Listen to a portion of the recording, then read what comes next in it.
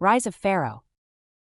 सूरज की सुनहरी किरणें जब रेगिस्तान की विस्तृत रेत पर पड़ती थीं, तो विशाल पिरामिडों की परछाइयाँ दूर दूर तक फैल जाती थीं। ये पिरामिड सिर्फ पत्थर के ढांचे नहीं थे, बल्कि वे मिस्र के फिरौनों की अनंत शक्ति और गौरव का प्रतीक थे। सदियों से इन पिरामिडों के अंदर वे राजा दफनाए गए थे, जिन्हें देवताओं का प्रतिनिधि माना जाता था।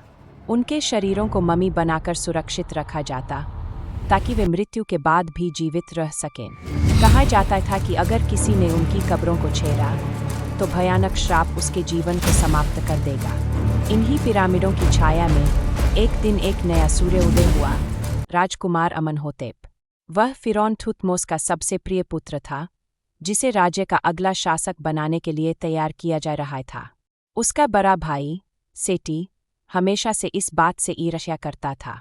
सेटी चाहता था कि वह खुद राजा बने, लेकिन अमनहोतेप की लोकप्रियता के आगे उसकी महत्वाकांक्षा धुंधली पड़ जाती थी। सेटी ने गुप्त रूप से साजिश रचनी शुरू की। उसने महल के कुछ भ्रष्ट पुजारियों और दरबारियों को अपने साथ मिला लिया। एक रात जब पूरा राजमहल नींद में था, तो सेटी के विश्वासपात्र जादूगर अनुबिस ने फिरौन थुतमोस के शराब में जहर मिला दिया। कुछ ही क्षणों में मिस्र का महान शासक अपने सिंहासन से गिर पड़ा और उसकी सांसें थम गईं। महल में हाहाकार मच गया, लेकिन इस त्रासदी के बीच सेटी ने खुद को नया फिरौन घोषित कर दिया और अमनहोतेप पर अपने पिता की हत्या का झूठा आरोप लगा दिया।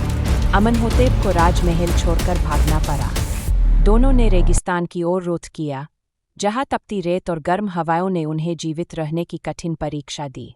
कई दिनों तक वे भटकते रहे, जब तक कि उन्हें खानाबदोश जनजातियों ने बचा नहीं लिया।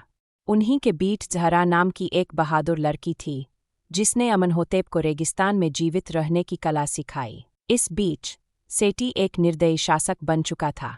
उसने कर बढ़ा दिए, जनता को गुलाम बना लिया और देवताओं के मंदिरों को अपवित्र कर दिया। उसने पिरामिडों में अपने लिए एक नया मकबरा बनवाने का आदेश दिया, जहां उसकी मम्मी को अमरता का श्राप दिया जाएगा। लेकिन जनता के भीतर धीरे धीरे क्रोध पनप रहा था।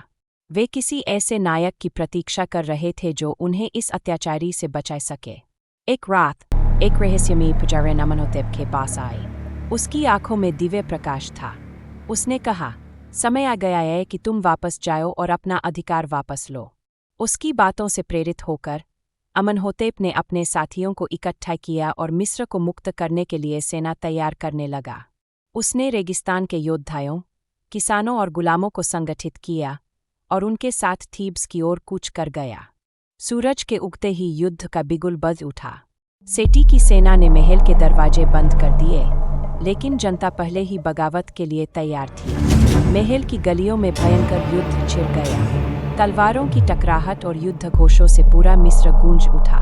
महल के मुख्य कक्ष में अंततः अमनहोतेप और सेटी आमने सामने आ गए। दोनों भाइयों के बीच भीषण युद्ध हुआ। सेटी शक्तिशाली था, लेकिन अमनहोतेप के पास जनता का समर्थन था।